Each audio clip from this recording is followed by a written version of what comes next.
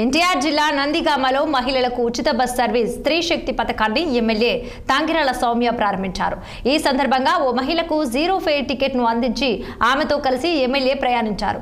అనంతరం నరేంద్ర మోదీ, చంద్రబాబు, పవన్ కళ్యాణ్ చిత్రపటాలకు పాలాభిషేకం నిర్వహించారు.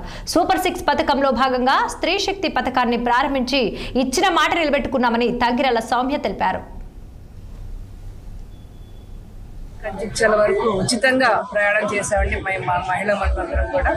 దీనికి ప్రభుత్వం గుర్తించిన ఏ కార్డు అయినా సరే, ఆధార్ కార్డు కానీ, ఓటర్ కార్డు కానీ, అదేవిధంగా రేషన్ కార్డు కానీ టికెట్గా మనం చూపించుకోవచ్చు, ఫ్రీ టికెట్గా. అదేవిధంగా ఇది రాష్ట్ర వ్యాప్తంగా ఎక్కడికైనా ఉచితంగా ప్రయాణం చేయవచ్చండి మహిళలకి, బాలికలకి, ట్రాన్స్జెండర్స్కి ఈ ఉచిత ప్రయాణ సర్వీసు వర్తిస్తుంది. అదేవిధంగా Palle Velugu, ultra Palle Velugu express, metro express, అదేవిధంగా సిటీ ఆర్డినరీ, ఈ 5 వెరైటీ బస్సుల్లో ఉచితంగా ప్రయాణం చేయొచ్చు. చాలా సంతోషంగా ఉందండి. సగటున ఒక మహిళ నెలకి 600 మినిమం సేవ్ చేసుకోవచ్చండి. అదేవిధంగా బాలికలకి, చదువుకునే పిల్లలకైతే ఇది చాలా ఉపయోగకరం. నిత్యం వాళ్ళ కాలేజీలకు కానీ, స్కూల్స్ కానీ వెళ్లాల్సి వస్తుంది. ఇది చాలా సంతోషంగా ఉంది.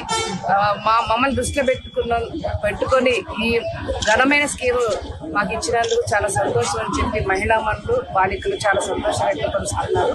మరి దీనికి ప్రతి సంవత్సరం ప్రభుత్వం వారు దాదాపు 2000 కోట్లు, అంటే 1942 కోట్లు మరి కేవలం ఈ స్కీమ్కే కేటాయిస్తున్నందుకు నిజంగా చాలా సంతోషం.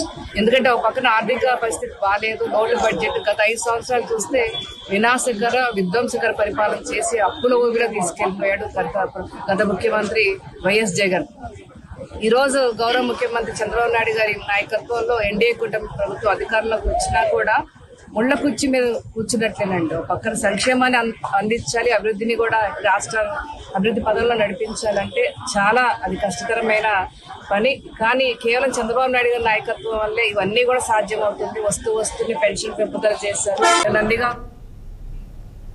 సూర్యాపేట జిల్లా తుంగతుర్తి స్వాతంత్ర దినోత్సవ ఏర్పాట్లలో అపశృతి చోటు చేసుకుంది.